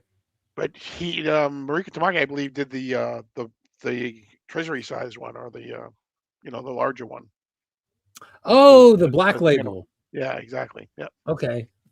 Zatanna Breakout or Escape or something like that. Yeah, I don't recall the exact. I don't remember. Yeah. Mariko Tamaki's a damn good writer. And even in the One Bad Day series, one shots that they did, Mariko Tamaki did the Two-Face one, which was almost like a companion to the detective run, which that was actually one of the more decent ones out of those. The Riddler one was leaps and bounds the best. Like that was a 10 out of 10 story, and it blew everyone's socks off. Clayface, I think, was the second one, in my opinion. I think Two-Face after that, and the rest I wouldn't even recommend. That's super fair, but the only reason I don't read Marvel is because it's trash. You forget I grew up loving these things. I've read a ton of Marvel. I own a ton of Marvel. And I drop a lot of DC stuff. You see, I was clowning on the stuff that I think looks bad with DC too, but it's not. This is not a hot take in 2026 to say across the board Marvel has really dropped in quality, and most people that have been reading a long time have dropped Marvel because Marvel dropped quality. It's not the other way around. People didn't decide one day, hey, I'm going to stop buying these awesome comics. They said, hey, these comics are sucking. I'm going to stop wasting my money on them, much like I did with Superman Unlimited, much like I'll do with this stupid Teen Titans coming, which you can see a ball from a mile away. I mean, we do it all the time with DC stuff because I try so much of it, but I've gotten to the point, like you can track me on here. It was and you're going to praise this thing because we've talked about it, Drew. Marvel Empire, when they went to the moon with the stupid plants and stuff, that event just killed it for me. After that, I think that's when my soul died a little bit. And I still would buy number ones and try series because they reboot individual series every other day. And I would try number ones. I'll try the Iron Man with Cantwell, and I'll hang in there. And I hung in there for I did that for so long, where it's just like, I'm not doing that anymore. I'm just going to buy the characters I love. Hulk, whether it's good, bad, or indifferent. Punisher, unless it sucks, I'm going to give it a good shot. The rest of them, I just don't. I'll wait till I hear people praise it, like you're seeing the consistent praise across the board for the DC stuff. Like you don't have to go in and wonder if you're going to buy a good DC book. It'll be good based off the consistency of the praise. Well, and that Mark and I are like two big Power Ranger guys, huge Power Ranger guys, and neither one of us have been reading Power Rangers for the last year. That's how we found each other. That's why I'm on YouTube, is because I'm a huge Power Ranger fanboy. And I linked up with Steve. Like I was in the Comic Jabronis chat who talked TMNT, and I would be like, you got that, but where's the Rangers? And he's like, hey, check out this channel, Burke Family 54. And my first couple of videos on my channel are Power Ranger stuff I'm opening and everything that Steve recommended. Hey, dude, shoot a video and post it so we can check out what you got in the blind box and stuff. LCS That's how I got on YouTube. Yep. But and he just happens to have it in arm's reach. Oh, okay. I got it, homie. Oh, dude, hell yeah! Movie set ready. That's fire. None of that would fit my huge head. Yeah, we'll promise. Yeah, I'll force it on. Yes. Yeah, those. Yeah. But yeah, we stopped reading Power Rangers when it stopped. If something's bad, I'm not going to just keep spending money on it. I mean, I love the Flash and Wally West in particular, and I stopped reading it because of Cy Spurrier, dude. Yeah, I dropped the Flash. Yeah, that's crazy. Like a lot of people don't know, I'm not a comic book nepo baby. I did not inherit my dad's collection or anything. Pops, the guy that a lot of y'all have met at this point. Like Steve has literally comic hunted with my dad in a con. His comics that he spent his whole life collecting are his comics still. but he stopped being a Wednesday warrior because he's got more comics than he can ever read in the rest of his life. And he still buys other books and other things from all over. But when he stopped his pool list, I expanded and kept the run going. So between where he collected through what I'm doing now, it's one giant legacy collection with our family. I dropped the Flash. And that's how bad the Flash was. Like, I'm like, no, I'll go back when these are in dollar bins 30 years from now and fill those holes in and not even Just to care fill about the holes, not even to read them because it's so bad. Yeah, I'm not even doing that. Just filling the holes. Like, DJ Links, what is going on, brother? He says, I'm a Marvel fanboy, and I can honestly say Marvel is my least favorite publisher right now. Yeah, I knew Empire Rules. I knew I talked to him. Odoya rules. And yeah, dude, there's this tie-in issue of X-Men where those little plant people thought they were going to go to Krakoa while Magneto was like kind of watching over it. And it's just Magneto just effortlessly, damn near naked, just absolutely wrecking everyone who gets near anybody on that island. And it was a fantastic single issue of a comic book. One other thing I was just thinking of at the Comics Pro that got announced that may not necessarily impact us, but is huge, is Boom Studios announced that they're going to make all of their titles returnable. Yes. Yeah, that's terrible idea. That's a horrible idea. Because people are going to be over ordering to get incentives now because they do incentives. Yeah, exactly. But they probably can't return those, sell the incentive though, right? Like you'd think. Yeah. But I mean, it's not really going to impact us. It's going to impact the stores and everything probably. And it's like, oh my God, dude. Boom Studios is always like going like has some crazy thing happening at comics where last year it was a guy dressing up as his boss because his boss wasn't there and talking like him, looking weird. And yeah, they haven't been the same since Arun Singh left and Ross Ritchie left. I don't know if this is going to port over, but we were talking about this in a Power Rangers group chat. There's a new Power Rangers series that's supposed to be coming up. Yeah, I'm going to give it a try, but my gosh, those suits, dude. Now, the suits, I'll be honest with you, the suits look good to me. I like the 3 diamonds because kind of like what I said in the group chat. So, like, those that don't know, like, the Rangers are done differently over, like, toys versus the show, but they don't have, like, those diamonds stacked like that. They're across their chest. So they haven't really done anything but just kind of put them into a different placement instead of just being straight across the chest. So I kind of like the idea of like doing the suits just a little different to denote this new number one, this new series, this new creative team. And I like it because it kind of harkens back to like comics. They've been around for a long time in comics now, like over 30 years through different publishers and iterations from Hamilton to Marvel to Boom to whatever. One issue with Image, even with the Zeo, which was a great one issue.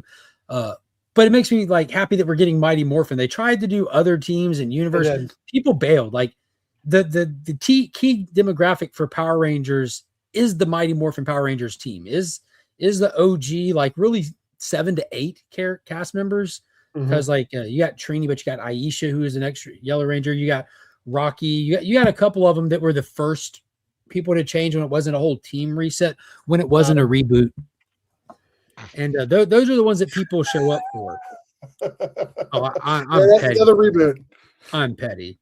What? Too soon? I'm a DC fanboy, and I can even admit that Marvel sucks. But yeah, I'm excited for that. The fact that we're getting the OG team back. This will be on my pool list. I'll be looking for some cool variants for number one. But I'm wondering what they might do a little bit different. Like, dude, wouldn't it be cool if they introduced like the Zeo crystal component to them? Like, and instead of doing like Zeo suits, but at least like give them like Zeo power ups or something like that. Maybe give them the Thunder Megazords instead of just like the regular Megazords. Yeah, just I can see that. Something slightly different. Well, and they're supposed to be coming out with the Thunder Megazords for the Reignition sin, which the Reignition has been horrible compared to the Legacy. What is Reignition? The comic? And the Lightning. Legacy and Lightning has been way better than the Reignition, but I mean, we'll take anything we can. Oh, you're talking about the toys, right? Yeah. Yeah, the toys blow, dude. You know me, when it comes to the toys, I collect the originals, I got them, and I'm done. Yeah, I mean, I get it. I got the Megazord, I got the Dragon Zord, I got Titanus, I got Tor, I got the Flip Heads. I'm set. Then you got Bart. our good friend over in Belgium, who's literally got so many vintage Power Ranger figures as well as the new stuff through Hasbro, through Bandai, all of them, that people reached out to him and toured his house for a documentary. That's Literally. insane. Literally. Yeah. Bart's a real one, my dude. Power Rangers fell off after Shattered Grid, but honestly, what do you do after Crisis on Infinite Power Rangers? I don't agree, man, because Beyond the Grid was my absolute favorite story arc from Power Rangers that Simone DeMeo did the interiors on. It was directly after. That's where we get that weird. It's pretty much the Suicide Squad. Power Rangers is this different Ranger, but man, it's where we got, dude. There's a lot of highs and lows. The Eltarian War was insanely good. Like there was a lot of good stuff, but Shattered Grid had like general audience appeal like nothing else. Like you didn't really have to be a fan of the Rangers. They totally did like Shattered Grid just like they're doing DCKO with like Batman and a Green Ranger. It was like almost identical the way they played that. Yeah, you got shot in the back. Exactly. I mean, and it comes back at the end. Yeah. Kevin says the only concern with X-Men folks will wait till it comes to Disney Plus. Will they reject this film, just Thunderbolts and Fantastic Four at the box office? I don't know, to be honest with you. How have we got any kind of confirmation with X-Men stuff? See, my take on MCU X-Men was they tainted the release from the beginning, because instead of making X-Men like a big event, a big reveal, they muddied the water with the old Fox stuff. They made Kamala Khan the first confirmed mutant, and then they went and showed like Beast at the end of the Marvels, and they went and did the stuff over in Deadpool. We've seen so many mutants in the MCU now that they got scared by people's reaction to the nostalgia stuff, that they went, because Deadpool and Wolverine was supposed to be a farewell to it all. Mm-hmm. And then they saw they like, hey, we finally made some money on a movie. It's been a while. Let's do that again. So they turned the Avengers Doomsday into that same thing as Deadpool and Wolverine. And they went and dug up Patrick Stewart, Ian McKellen. They got Alan Cummings back for Nightcrawler, who filmed all of his scenes without seeing another actor in the entire lot. Like that. James Marsden. James Marsden. So at this point, like, you have to kill the entire MCU Secret War style and reboot it and start fresh. Like, I was hoping they would do this with Fantastic Four and just start fresh with Marvel's First Family and build from there. Even if it's on a different Earth, who cares? Like, just go from there. They're gonna have to do that with X-Men. Give them a fair chance. Give them a slate. Give them a clean slate. Why not let them be like the first chapter in the new era for the MCU? But to your question specifically, I think folks will reject it on the level that they've been rejecting everything else. More or less, you see what the fandom for the MCU is right now. You'll see a little bit of a bump with stuff like Avengers because it's called Avengers. But at this point in the game, when you have to watch 37 chapters to understand these references and you're seeing characters that aren't iconic. I mean, there's so many characters in Marvel and DC comics that don't carry as well. They're sideline characters. They're hero support. They're background characters. They're event throw-ins. They're miniseries characters. There's so many characters that you cannot front run a franchise with, but Disney has tried very hard to front run franchise with them, that they've tainted stuff like Fantastic Four or the upcoming X-Men. They've kind of ruined a little bit of their goodwill with their audience. And when I say a little bit, I mean all of it. You have like people like us that'll see it just to see it. For me, I'll see it just to talk about it. I'll go to the theater and watch it so I don't hear spoilers, so we can review it and have fun discussing it. But I don't know. It's not the 90s anymore. X-Men doesn't have the same draw that it did back when it was like the #1 moving comic book on the planet. It hasn't had a consistent television show engaging kids and they're excited to come watch it and everything. It's been a while since the Fox movies, and the fans of those are typically the opposite of the fans of the MCU. So it's in a tough place. The Super Sentai just aired its last thing. I am excited for Spider-Man Brand New Day. I will say that. It's going to be the movie of the year, probably. Oh, shit. DJ's dropping so many. Oh, my God. DJ, I'm going to send you a Power Ranger video. I have not seen Bart messaged me right now. That documentary, unless I saw it a couple of years ago and I just don't remember. So send me the link to that if I haven't seen it, Mark. What? The doc with Bart in it. Okay, yeah. I'll get him the DM. I'll get him to send the link. He's the one who spent $8,000 on that Power Rangers Dragon Dagger, right? Signed by JDF. I don't talk about other people's money, to be honest with you. I don't remember. But he's really invested into collectibles. Nightfall? I know he had a Dragon Dagger. I just couldn't remember if he was the one who bought that set used one or not. I don't believe so. Okay. Certain projects, people have been trained to watch MCU content. Me, I've been trained. I'm happily tell you, but the thing is, I've been watching comic book content. How a lot of people these days follow the MCU. I know Paul's been doing it for decades. I've been doing it since I was a little kid. Like my dad's been collecting comics since the 1960s. I grew up in a house where comics are just part of your house. We go see these comic book movies. Me and my brother throw the VHS in 1,000 times. We want the toys. We watched the cartoons growing up. We were watching, and I talked about it in the Fandom video, the old black and white serials from the 1940s. I grew up watching those even because I wanted more superhero content. So I enjoy superheroes, the characters, the stories, it's modern day mythology. And I even love old Greek mythology. But folks will come out to go see Avengers and Black Panther franchise at the movie theaters. Yeah, I think that they're gonna have to bring T'Challa back, because after Wakanda Forgettable, I don't know how many people are going to see the next Black Panther. A lot of people came out to that with Chadwick Boseman's untimely passing. I went to a red carpet premiere event for it and everything, and it was on the pre-release night. Went into a packed theater, people wearing white outfits and in solidarity mourning, even though it had been like a year since Chadwick passed. People walked out of that movie like on a low, not because it was sad. They were just like they just didn't like the movie. And this is like general audience people.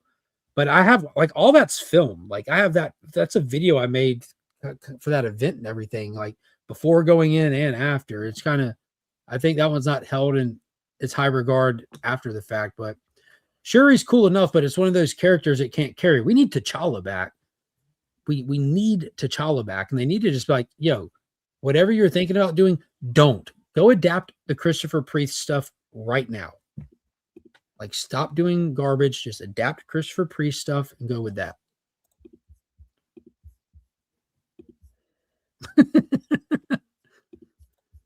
MCU rules. Spider-Man will rule. Doomsday will rule. Wonder Man rules. X-Men 97 season 2. I'm excited about that because season 1 was incredible. One of the best animated things I've ever watched. Yeah, Wakanda Forgettable was not great. Yo, your bad guy got beat by the car's HVAC system. Like, what are we doing? Name more rules. Wakanda Forever rules. I love Drew. Whenever I'm cold in the car, I tell the wife, drop that Namor. Yeah, that was kind of corny. Oh my God. And keep in mind that the queen drowned to death in a skyscraper.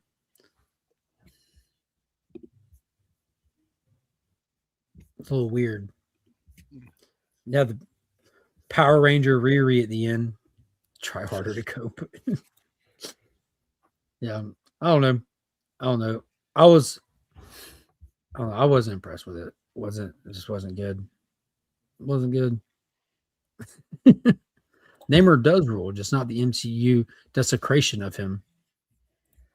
Yeah, I think I was kind of bummed because I'm a big Aquaman fan. I like Namor. I'm a big Aquaman fan, and one of the coolest parts about Aquaman that's appealing to me is the Atlantis, the underwater lost civilization cities, and I think I could have done with a whole lot more Namor in this movie. Like, the more Namor, the better the movie probably would have been. But the underwater scenes were shot so atrociously you couldn't even see, really. It was, I don't know. Aquaman set the bar for that. Yeah. What is it? I said Aquaman set the bar for underwater scenes, and Black Panther 2 did not do it right. And which one? I said Aquaman set the bar for underwater scenes, and then Black Panther decided, you know what, we're just going to make it terrible. I don't know. They just didn't try, but I got nothing else. Y'all got anything else y'all want to hit on? I think we hit the bottom of the list here. I think we talked about everything we could. Check. And it was a super small week for comics. Mm-hmm. The only thing I will say is the Crime Syndicate is back. This is issue number 48 of World's Finest, or as Drew would call it, the start of a brand new universe. And in this issue, the way that this book works, it's at an unspecified time in the past where they're just telling great little story arcs, just where like you can have great guest characters. It feels very modern Silver Agey, where you never know what you're going to get. But in this fresh start of the entirety of the DC universe, it's an Earth 3 Crime Syndicate story. So you don't have to read a single issue to this. You jump in at the start of any storyline and you kind of go from there. And that's that I highly recommend. That was a fantastic read for this week. It was probably my personal favorite read for this week. I love the Crime Syndicate. They're such a cool team. Recast T'Challa or not, you still in a no-win situation with them two families. Yeah, they're in a tough spot. You're never going to make everyone happy, but I think that I think Kevin Feige bit the virtue signal pill on that one. And as soon as T'Challa or as soon as Chadwick Boseman passed away, he immediately posted that video saying, in honor and respect, we're never going to recast this character. Meanwhile, Chadwick's family like, yo, you need to let his legacy live on. And I think most people agreed with Boseman's family on that. So they kind of put themselves in a weird spot. And by recasting him, you'll never make everyone happy, but you'll make Chadwick's family happy and actual comic book fans happy who want to see these characters live on and feel like that's a good way to honor him to begin with. World's Finest starts in a different universe. It's true. It does on Earth 3. But yeah, they definitely won't make everyone happy. They'll definitely get a lot of pushback, but it'll definitely be a step in the right direction. You gotta start somewhere. There he is. I was just talking to him in the DMs. Bart. He just got out of the movies. They went and saw what did they say? The Housemaid. Happy birthday. It's still in theaters? Happy birthday to your wife, homie. It's actually a great movie. Yes, you do need to plan a visit to the USA again. For sure. Bring your family this time. I'm reading the messages he sent me. It's made almost $400 million on a $35 million budget.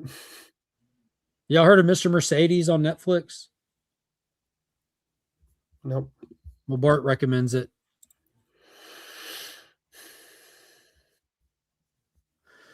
Chadwick Boseman had just passed away. That would look disrespectful to the family. Please stop that narrative. No, you might want to go back and check the record. So the actual record for people that kept up was right when he passed away. Kevin Feige filmed and released this little clip of himself, condolences to the family. To honor Chadwick, we're going to retire this character. Chadwick's family made plenty of public statements as like he's a big time public figure and like one of the most popular MCU characters at the time. And they said that we would like to see this character continue. Wakanda Forgettable took a long time to come out after his passing.